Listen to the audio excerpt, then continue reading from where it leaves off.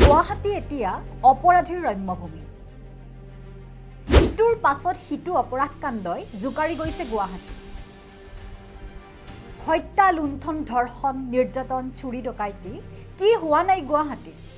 সঘনাই হৈ থকা অপৰাধ কাণ্ডই জনজীৱনৰ মাজত মহা ত্ৰাসৰ সৃষ্টি কৰিছে। অপৰাধীয়ে যেন দিনৰ পোহৰতো গুৱাহাটীৰ মাজমজিয়াত অপৰাধ কৰিবলৈ ভয় নকৰে। দিন দুপৰত জনসমাগমৰ মাজত অপৰাধ কাৰ্য সংঘটিত কৰিবলৈ কিদৰে সাহ পায় অপৰাধীয়ে, সেয়া যেন গুৱাহাটীৰ জনতাৰ বাবে এক বহুমূলীয়া প্ৰশ্ন। নুনমাটিত দিন দুপৰতে স্কুটিৰ মৃতদেহ লৈ ৰাজপথ ঘূৰা ঘটনাই যেন ইয়াৰ প্ৰমাণ।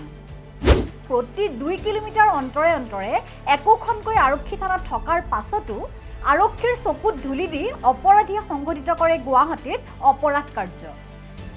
আৰক্ষীয়ে গিজগিজাই থকা মহানগৰীত ৰাজপথৰ জনসমাগমত চুৰি ডকাইতিকে ধৰি সংঘটিত হত্যাজনিত ঘটনাই প্ৰমাণ কৰে গুৱাহাটী মহানগৰ আৰক্ষীৰ ফুপুলা স্বৰূপ। ৰাজ্য চৰকাৰে কৈ যায় আইন শৃংখলাৰ কথা, কয় কঠোৰ প্ৰশাসন ব্যৱস্থাৰ কথা, কিন্তু বাস্তৱত যেন তাৰ ওলোটা ছবিহে দেখা পোৱা যায়।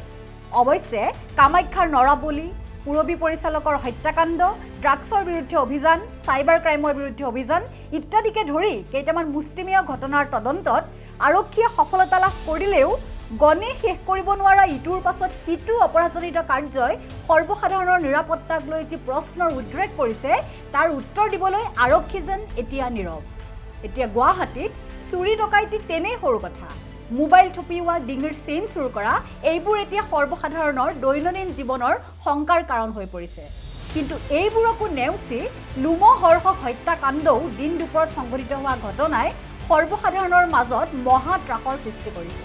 আৰু এইবোৰ ঘটনাই সৰ্বসাধাৰণৰ জীৱনৰ নিৰাপত্তালৈ ভাবুকিৰ সৃষ্টি কৰিছে, যিয়ে প্ৰমাণ কৰে গুৱাহাটী মহানগৰীৰ দুৰ্বল আইন শৃংখলাক। News desk report, #news.